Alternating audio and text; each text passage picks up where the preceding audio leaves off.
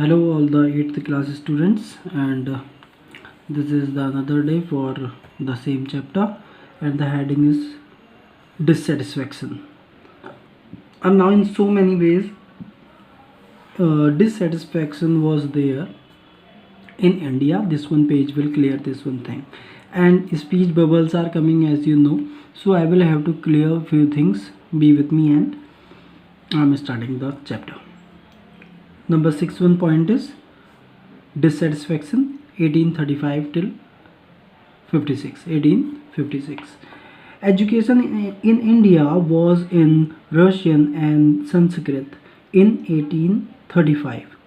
Sorry, full stop is here. Okay, Russian वैसे प्रूसा ऐसे pronunciation करा जाता था, रशियन का जो होता था उस ज़माने में, एंड संस्कृत, ठीक है, Russian and Sanskrit. In 1835 English man named Macaulay suggested a change. अब देखो, एक हिस्ट्री में हमको जाना पड़ेगा.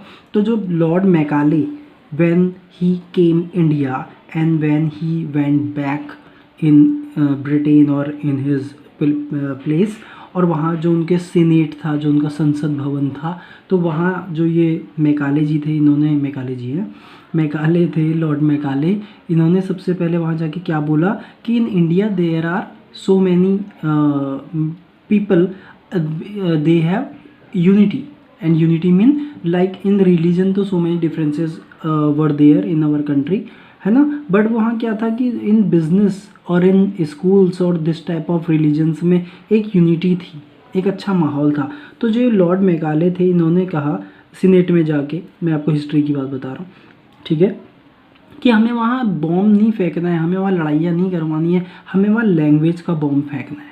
तो ये मैकाले जी के वर्ड थे when he came India. And जब वो वापस गए तो वहाँ के सीनेट भवन में, और जो मैं क्या बोलूँ, संसद भवन टाइप जो उस ज़माने का रहा होगा ब्रिटिशर्स का, तो वहाँ इन्होंने बात बोली थी. अब यहाँ पे स्पीच बबल आ जाएगा, ठीक है, मैं आपको हिस्ट्री की बात बता रहा हूँ. We should teach the natives through the English language. Through the English language, बात समझ रहे हो कि चीज़ें वही पढ़ाई जाएंगी, लेकिन इंग्लिश मीडियम बना दिया जाएगा स्कूल को. भाषा जो है, इंग्लिश की इंपॉर्टेंस रखी जाएगी. और वहाँ के जो ब्रिटिशर्स हैं वो कह रहे हैं आई एग्री, ठीक है, सबसे पहले उसका अटैक करना चाहिए. और यही मैकाले ने अपने जो ब्रिटेन के लोग थे वहाँ उनको जाके बोला था कि बॉम्ब फेंकने की ज़रूरत नहीं है, वहाँ इतनी यूनिटी और इतना प्रेम है और इस टाइप का कल्चर है कि बहुत स्ट्रॉन्ग है, तो हम कोई अटैक नहीं कर पाएंगे, हमें लैंग्वेज का बॉम्ब फेंकना है. तो देखो, उन्होंने कहा इंग्लिश मीडियम बना देंगे हम स्कूलों को. अब हम पे क्या इम्पैक्ट हुआ, what our people were saying on that time, पढ़ते हैं. English education produced clerks to whom the British gave petty jobs under them. और क्या था कि जो इंग्लिश एजुकेशन है, जो इंग्लिश मीडियम की एजुकेशन थी, वो क्या ज़्यादा से ज़्यादा बनवा रही थी उनको, क्लर्क की जॉब मिल जा रही थी उन्हें, या gave petty mean small job, छोटे छोटे काम मिल जा रहे थे कि चलो ये इंग्लिश जानता है, ये हमारे साथ मिलकर ऐसा काम कर लेगा, तो नौकरियाँ मिल जा रही थी बच्चों को under them. Incidentally it also produced a new generation of intellectuals. और क्या था कि एक बाय चांस कह लो यहाँ पे कि इंटेलेक्चुअल्स का ग्रुप भी बन गया, जो मतलब उस समय जो इंटेलेक्चुअल पीपल थे, इंटेलिजेंट पीपल थे, बुद्धिमान लोगों का ग्रुप भी बन गया. और वो क्या बातें कर रहे हैं, देखो, we must educate our brothers. और वो भी यही बात कर रहे हैं कि हमको अपने भाइयों को एजुकेट करना पड़ेगा. And try to improve their material condition. Materialistic life होती है ना, कि उनके पास कारें हों, उनके पास अच्छा मकान हो, पोजीशन अच्छी हो, तो ये हमको करना चाहिए. मतलब वो भी इंग्लिश मीडियम की ओर अट्रैक्ट हो रहे. For that we must convey our grievance to the British parliament, ठीक है. तो हमें जो अपनी ये मुद्दे हैं ये पार्लियामेंट में उठाना चाहिए और ब्रिटिशर्स को बताना चाहिए, ऐसा ये बातें कर रहे हैं, ठीक. By 1856 the British had conquered the whole of India. अब देखना, जब in the beginning when chapter has started, तो हमने एक मैप देखा था, उसमें in this one area there was a yellowish area, sorry pinkish area, और pink is the symbol of British area, जो उनकी टेरिटरी है. तो इतने एरिया में ऑलमोस्ट थे एक ज़माने में, जब हमने शुरू में मैप देखा था. अब देखिए, पिंकिश जो एरिया है वो ब्रिटिश एरिया, अब देखिए कितने में फैल गई ये लोग, बस मैंने टिल 1856 तक. और जो येलोइश है वो उनके स्टेट्स हो गए, ये थोड़ा सा यहाँ पे इंडियन का इम्पैक्ट ज़्यादा है। ठीक, आगे देखते।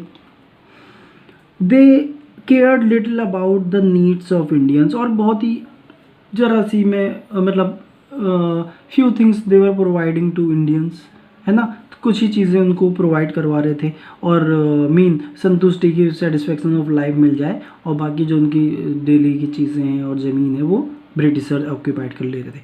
अब देखो यहाँ पे कुछ हमारे लोग हैं और ये आपस में क्या बात कर रहे हैं।